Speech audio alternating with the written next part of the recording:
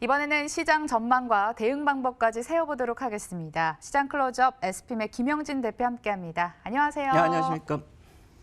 12월 첫 거래일에 이렇게 인사를 드리는데요. 오늘 당장 시장 반등 나오긴 하지만 그 힘이 약해지고 있고 단기 고점이었던 2160선에서 많이 밀려나 있는 모습으로 보이는데 이거 12월 기대를 해봐도 되는 시장인가요? 아니면 그 기대감은 내년으로 유예를 해야 되는 시점인가요? 저는 내년으로 좀 미뤄두자.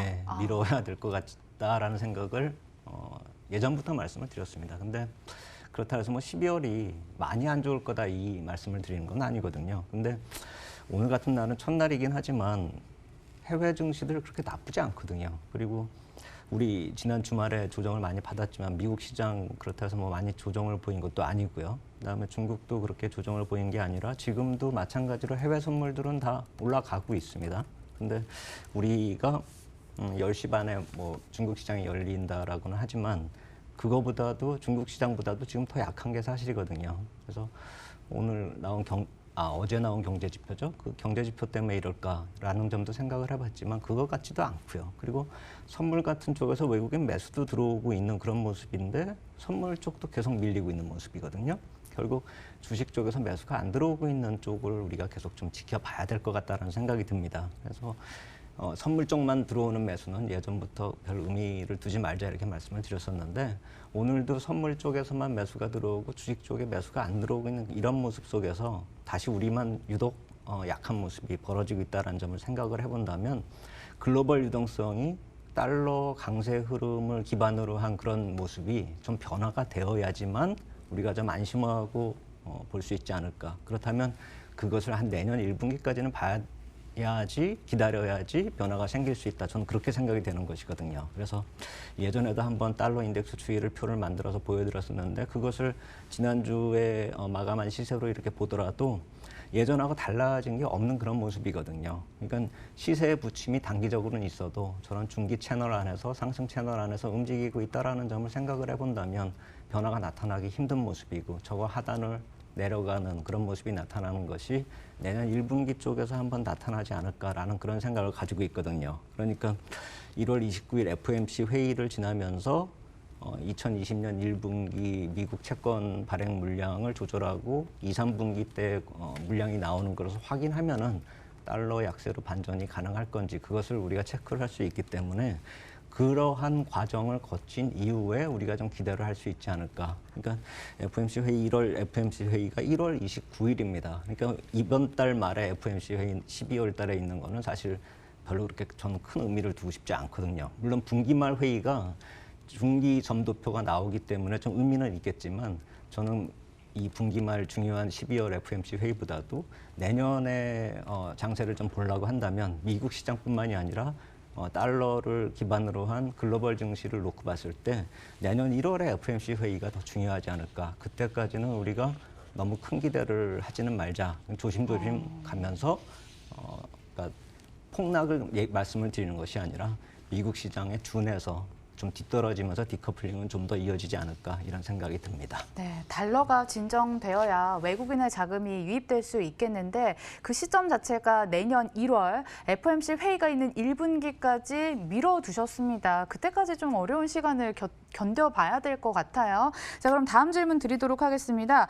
그럼 내년에도 미국 시장 중심의 해외 투자가 더 유망하다고 생각을 하시는 건가요? 네, 저는 그렇게 생각이 됩니다. 그러니까 내년도 전망을 할 때 벌써부터 이머징 마켓 쪽에 상대적인 강세를 이렇게 얘기하시는 분들이 많습니다. 그러니까 우리가 그동안에 못 오른 것도 있고요. 또 이머징 마켓 시장도 전체적으로 못 올랐기 때문에 이 반전이 나타나거나 미국 시장이 너무 올라와서 만약에 좀 거품이나 이런 얘기가 나오면은 그것이 매기가 유럽을 갔다가 또 이렇게 이머징 마켓 쪽으로 이렇게 이전하는 게 아니냐 이런 얘기들이 나오고 있는데 사실 이번 상승을 저는 2016년하고 좀 비슷하게 보고 있기 때문에 2016년에 어떤 일이 일어났었냐면은 네. 그 경기가 반전이 나타나면서 미국의 주가가 신고가를 내면서 2017년에 큰 상승으로 이어졌던 그때하고 좀 비슷하다라고 저는 생각을 하거든요. 그렇다라고 본다면은 미국이 꺾이고 그것이 매기가 다른 나라로 간다. 이렇게 생각할 근거는 없다라는 것이죠. 아직은요. 그래서 특히나 대선 이후에 경기 활성화가 나타나는 그 타이밍도 아주 똑같습니다. 2016년하고요. 내년에 대선이 있을 테고요. 그래서 2017년에 채권이 금리 상승으로 돌아서면서 주가 상승이 동반이 됐었는데 그러한 모습이 이번에도 선거 이후에 또 나타나게 되는 것이 아니냐. 그러니까 경기 흐름도 그렇고 정치 이슈도 그렇고 어떤 그런 채권 흐름도 그렇고 또 유동성 흐름도 아주 비슷하게 흘러가고 있다는 점을 놓고 본다면은 미국 시장이 갑자기 무너지고 그것이 매개가 다른 나라로 간다. 이렇게 기대할 근거가 아직 없다라는 것이죠. 특히나 만약에 이머징 마켓이 상대적으로 강세가 나타나려고 한다면 그동안에 부진했었던 산업재나 자본재 같은 이런 돌같이 무거운 종목들 이런 것들 굴뚝 산업이 좀 상대적인 강세를 보여야 되는데 지금 과연 그러한 시기냐 이거죠. 예, 그래서 무슨 데이터 센터를 근거로 하고 플랫폼 위주로 모든 사업이 나타나고 있는 이런 상황에서 과연 이 IT 서비스 산업이 밀려나고 굴뚝 산업이 올라갈 것인가 이런 생각을 해본다라고 한다면 사실 그러한 근거는 더더욱 없는 것이죠.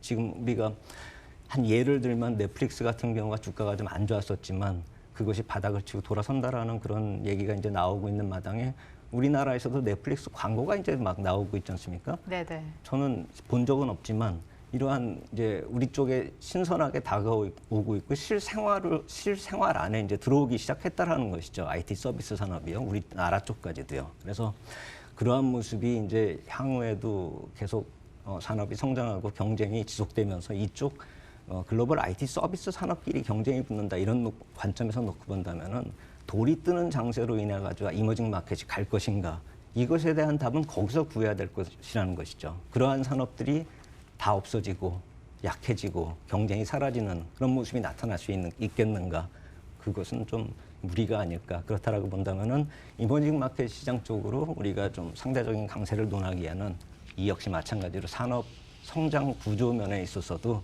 좀 차별적인 모습은 앞으로도 좀 지속되지 않을까.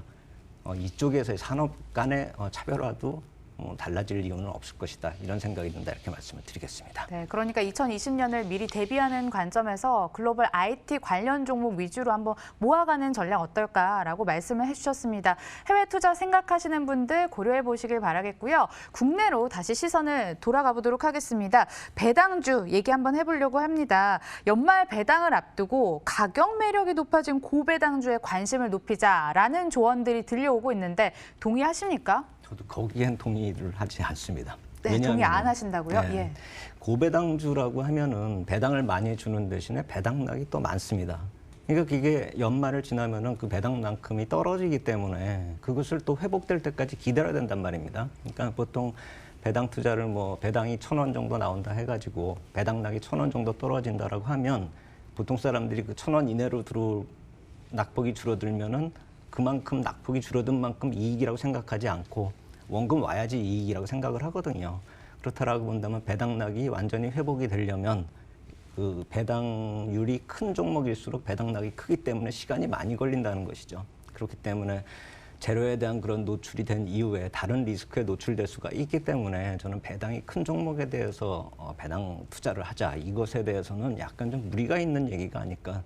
이론적인 얘기로서는 말이 되는데요. 그러니까 금융회사가 몇백억, 몇천억씩 해가지고 몇 년을 투자를 할 그런 중장기 투자를 한다라고 한다면 그것이 문제가 되지 않겠지만 개인 투자자들이 배당 투자를 한다는 것은 사실 이론에 불과하다 이렇게 생각이 되고 특히나 이익의 안정성이 담보가 되고 몇 년 동안 계속 똑같은 이익이 나타나야지만 그게 가능한데요. 우리가 보통 고배당주라고 했을 때 지금 꼽을 수 있는 게 금융주하고 일반적으로 통신주를 꼽는데 이쪽 모두 다 올해 내내 별로 재미가 없었습니다. 네, 주가 흐름도 예. 지지부진했죠. 네, 실적도 안 좋았고요. 네. 그래서 이런 쪽에다가 과연 시가 배당률이 4% 정도 되는 그런 상황이 지금 연말로 오고 있음에도 불구하고 주가가 못 오르기 때문에 시가 배당률 4% 정도 지금 유지가 되고 있는 상황을 놓고 본다면 주가가 얼마나 지금 못 오르고 실적에 대해서 불확실성이 잠재되어 있는가 이것도 한번 생각을 해봐야 된다는 것이죠. 그래서 제가 예를 들어서 삼성증권 같은 경우를 제가 배당 투자에는 계속 말씀을 드리는데 삼성증권 이 DPS가 1,400원이란 말입니다. 그럼 시가 배당률 4%를 놓고 봤을 때는 시세 35,000원 정도. 이 이상으로 가져야지만 이게 좀 논리적으로 배당 투자다 이렇게 말씀을 드릴 수가 있겠는데 지금 35,000원 넘어서서 겨우 이제 탄력을 붙이려다가 다시 밀려나는 그런 모습이거든요. 그다음에 SK텔레콤 같은 경우도 이게 DPS가 10,000원인데 시가 배당률 4% 구하면 25만 원만 나오거든요. 그렇다고 본다면은 지금 시세도 지금 4%를 넘는다는 얘기나 마찬가지거든요. 그렇다면 얼마나 인기가 없는지 이거를 우리가 알 수가 있고 만약에 그래서 제가 파생 상품을 좀 이용을 해가지고 이걸 투자를 한다라고 한다면 12월물 가격보다 지금 1월물은 배당을 감안해가지고 많이 좀 내려가 있는 상황입니다. 그러니까 실질적으로 같은 종목임에도 불구하고 삼성증권 같은 경우는 내년 1월물 파생 상품 지수 주가 선물, 주식 선물, 주식 선물 가격이 1,500원 정도 차이가 나고 SK텔레콤 같은 경우는 10,000원 정도 차이가 나기 때문에 차라리 그런 경우라고 한다면은 파생 상품 쪽에서 내년물, 1월물 쪽에 대한 그런 주식을 선물을 사서 차라리 좀 반등이 나오는 그런 상황에서 그러니까 우리가 주식을 사서 배당락을 맞고 다시 회복하는 것이나 지금 차월물 선물 싼 거를 사서 배당락이 감안돼 있는 그 주식 선물을 사서 회복될 때 파는 거랑 마찬가지거든요. 저는 차라리 뒤쪽이 안전하지 않을까 이런 생각이 들고 그 마찬가지로 지수 선물을 이용한 방법도 마찬가지라고 생각이 됩니다. 이게 종목별로 따져보면 배당락을 회복하는 것이 좀 많이 힘들어 보이는 그런 상황이지만 실질적으로 지수 회복은 좀 빠르거든요. 보통 연초에 딱 배당락이 떨어졌다가 그걸 바로 회복하는 경우가 많기 때문에 차라리 그렇다면 지수 선물 쪽도 우리가 좀 생각해 봐야 되지 않는가. 이 12월물하고 3월물 간에 이제 보통 스프레드라고 그러죠. 이게 연말 배당락 지수를 벌써 감안을 하고 있는데 이게 한 3포인트 정도, 선물 지수로 3포인트이기 때문에 종합지수로 보면 한 20포인트 정도 차이가 나거든요. 그렇다라고 본다면은 전체적인 지수를 사는 걸로 3월물 지수를 사서 역시 마찬가지로 좀 회복이 될 때 파는 것이 오히려 배당 투자로서 유리하지 않을까. 종목과 고배당주로 접근하는 것은 약간 너무 좀 고전적이 아닐까. 순진한 투자다 이렇게 말씀을 드리겠습니다. 네, 지금 시간이 얼마 남지 않았는데 마지막 질문 드려야 될 것 같습니다. 이번 주에 NH프라임 리츠 상장이 예상돼 있는데요. 뭐 거래 규모도 리츠 사상 최대치였다고 하고 상장 당일에 들어가는 건 좀 무모해 보일까요? 가격에 따라 틀릴 것 같습니다. 아마 네. 지금 이 종목 살라고 대기하고 계신 분들 많을 겁니다. 5일이 상장일이니까 이번 주 목요일이죠. 아까 말씀드린 배당하고 1리츠하고 바로 연관되는 그런 모습인데 그래서 이 롯데리츠 때문에 NH프라임 리츠가 굉장히 인기를 끌었었고 지금 관심을 이렇게 가지고 있기 때문에 제가 표로 비교를 해 보여드렸는데 기관 경쟁률이나 일반 경쟁률 이런 모습 보면은 각각 한 2배, 3배 이런 식으로 차이가 롯데리츠보다 훨씬 뜨거웠네요. 그렇죠. 그리고 청약증거금 자체도 거의 더블이고요. 공모 유통 가능 물량을 놓고 보더라도 지금 NH프라임 리츠가 롯데리츠보다 인기가 더 클 가능성이 큽니다. 그런데 장외 시세를 놓고 보면은 오히려 NH프라임 리츠가 약간 높거든요. 배당률은 롯데가 좀 높았는데 시가 배당률이 좀 낮음에도 불구하고 NH프라임 리츠가 좀 높기 때문에 실질적으로 시장에서 인기를 더 끌 거다 이렇게 생각이 되고 한 단계 업그레이드된 가격이 나타날 것이다 이렇게 생각이 되는데 롯데리츠가 시초가가 6,000원에 시작해서 7,100원까지 갔었거든요.